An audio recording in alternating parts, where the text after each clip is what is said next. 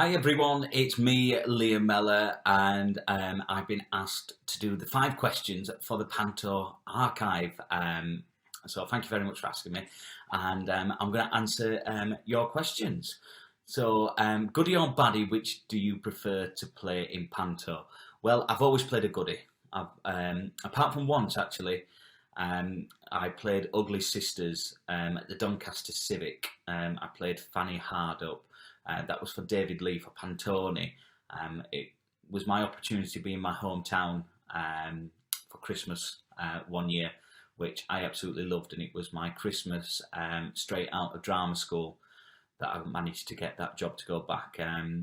But Buttons, comedy characters that I normally play, was already taken by the wonderful Duncan Chase Me Norvell. So I got offered if I would like to play an Ugly Sister, which I did. I really enjoyed it. It wasn't so much as a baddie because we had a wicked stepmother as well. So yeah, she was cruel, but she wasn't really like a big baddie. Still got to have a lot of comedy and a lot of fun. But goodie all the way.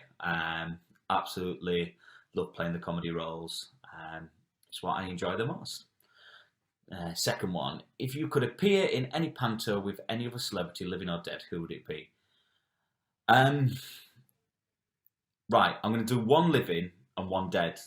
The one living would be David Jason. I absolutely adore him.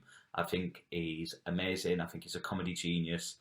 Only Fools and Horses is the best TV show ever, ever. And I don't care who wants to argue with me that absolutely amazing. I love that. So I would love to do a panto with David Jason. Maybe his Buttons and Baron Hardup. I think that would be amazing. I'd love to do that. And the one celebrity who's passed away that I'd love to have done panto with is my old mate Paul Shane from Heidi High.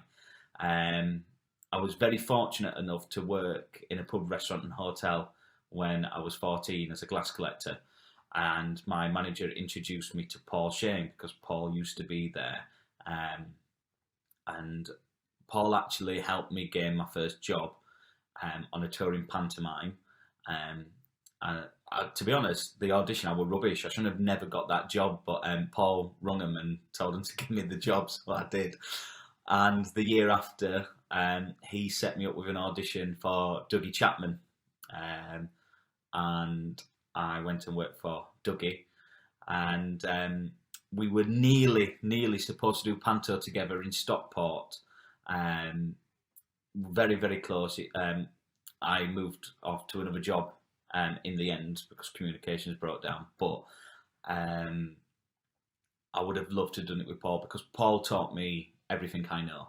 He used to come and watch me in pantos and give me advice. To be honest, he used to come and watch, and then in between shows, he used to take me up on stage and he would show me what to do and how to do it.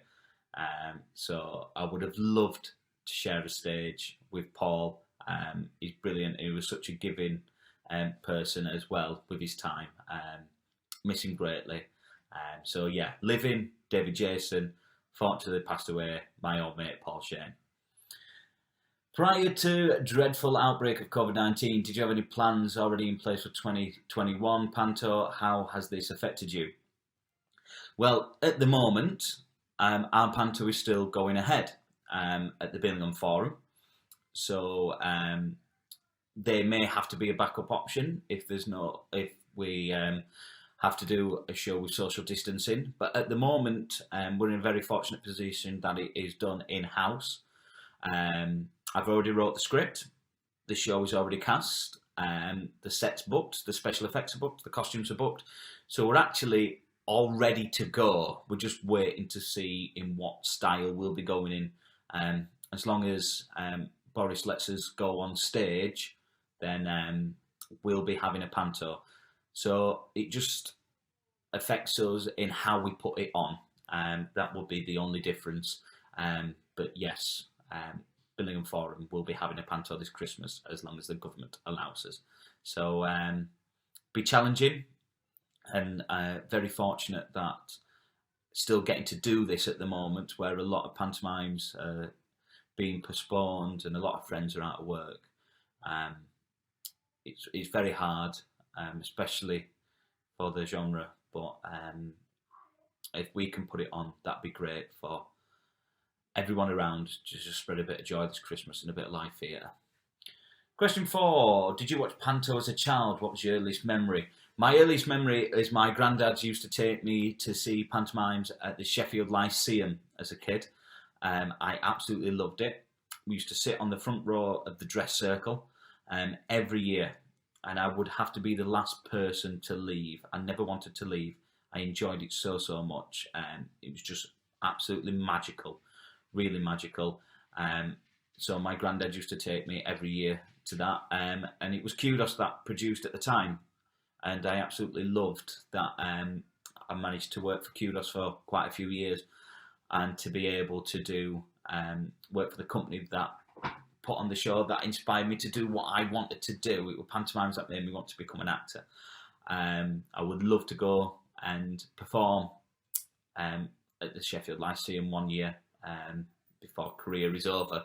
I would love to do that. It's a place that I hold close to my heart due to the fact that it's where I decided this is what I want to do. So I'd love to do that. But I absolutely love pantomime. Loved it as a kid, and some very fond memories at the Sheffield Lyceum. And the last one, question 5. Have you ever worked with anyone in Panto? Oh God, what's all that about Panto? In Panto who did not enjoy performing? Maybe a diva or someone just doing it for the money and hated every second. Answer is yes. Not going to name who it was. But just didn't really get into the spirit of what pantomime was and was there for the money. Simple as that. That was it. Didn't really make life hard for me because I sort of try and get along with everyone. I see everyone's point of view from what people come from and what people want to do and what people want to get out of life and Panto. So it didn't really affect me, but I could see it affecting others. But one thing I would say is a lot of people who have come in to do pantomime thinking it's easy, especially a lot of celebrities, doing it and finding it very hard, very difficult, but then absolutely loving it. And that's one thing that I probably love the most, is the celebs that come in and think it's going to be easy, but find it really hard, but still find it hard, but loving it. Because pantomime is like nothing else. It isn't. It's so hard. You get ill. Everyone gets ill. That's going to be the thing this year. Any pantomimes that are going on, don't know whether it's just going to be a cold or COVID, because everyone gets ill over Panto anyway. So anyone that is doing Panto, look after yourselves this Christmas. But yeah, seeing them actually change and go, wow, this is so much fun, and just enjoying it. That's what Panto's about. We're one big family. We enjoy it.